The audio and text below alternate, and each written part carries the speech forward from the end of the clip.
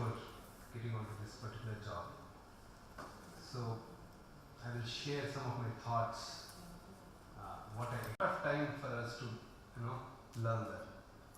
Actually, for every learning, we have a incubation period, and somebody has to mentor, and you have to standardize it.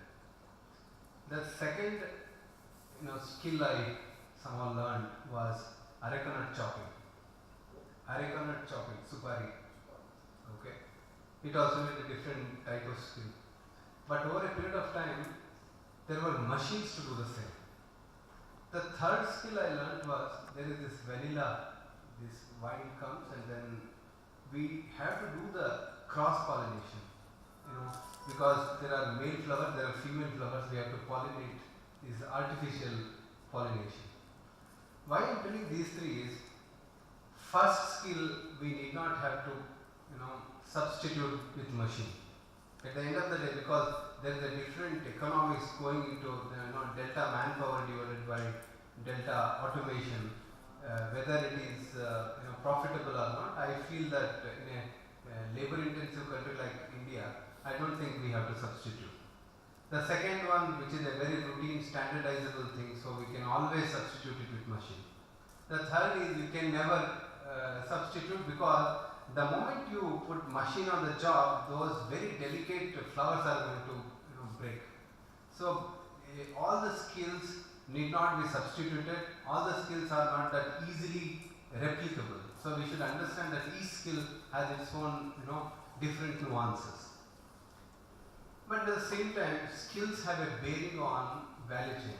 Let me tell you, for example, in Bahadurgarh, when they make all these leather slippers, what they do is that they first take the template, they stick onto the sole and then they cut it. In other countries, we have compared the value chain, they don't stick. So the cost of the gum, roughly 15 paisa, is same.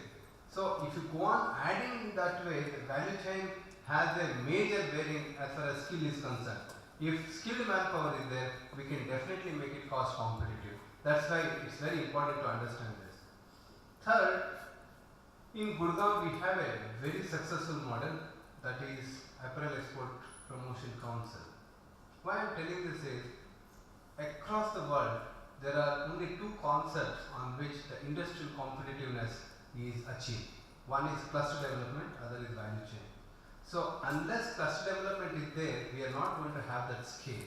At the same time, if I as an individual industrialist invest in a skill, it's possible that that fellow will be poached next day. But as a group, when you contribute for a cluster, skill development of a community as a whole, that is actually sustainable.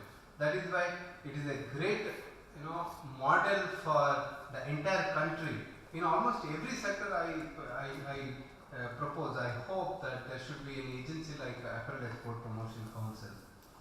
The fourth perspective I would like to put light on is, take for example Mexico. There was this great article by A Tale of Two Mexicos.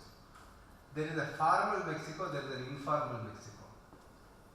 Informal sector is growing, but formal sector is growing at a rate of 6.4%. Informal sector is going down at a rate of -3% or so. Because the informal sector is so huge, the country's GDP, they fear that it will go down.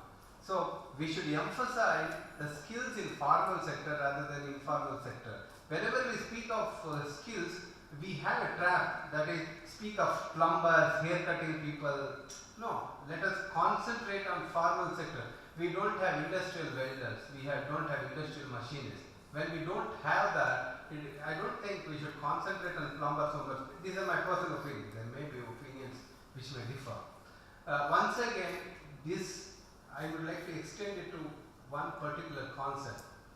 Somehow, unfortunately, in India, we have forgotten that machines are the integral component, integral part of this industrial ecosystem. That is why ITI have a different machine sets, and actual industry has a different machine sets. That's why when our manpower, after schooling, after ITA, they go to industry, they are unable to perform. That's why it's very important that there should be a aligning of ITIs and our skill development centers with that of industries? Is it possible to create a different common facility centers at every cluster level so that aligning can be done? I have been a great proponent of common facility centers. Of course, there are not many successes except 3 or 4. But over a period of time, there is acceptance that yes, common facility services should be there, centers should be there, and that can create a different skill development platforms. Finally, there is service sector and there is manufacturing. And the understanding about the service sector, the nuances of the service sector is totally different from the manufacturing sector. Because in service sector, you can have stable, one single place you can have. Then there is not much, the importance of machines. So service sector should be dealt separately. Finally speaking, why skills are important? We as a country started with a factor-driven economy. Now, during 1990 to 2010, we focused on investment. So it was scale. Now there is a time that we should support innovation-based economy. Innovation-based economy will be high input, high output economy where we are going to increase the size of the pie. That is where it's important that India should develop as many skills as possible.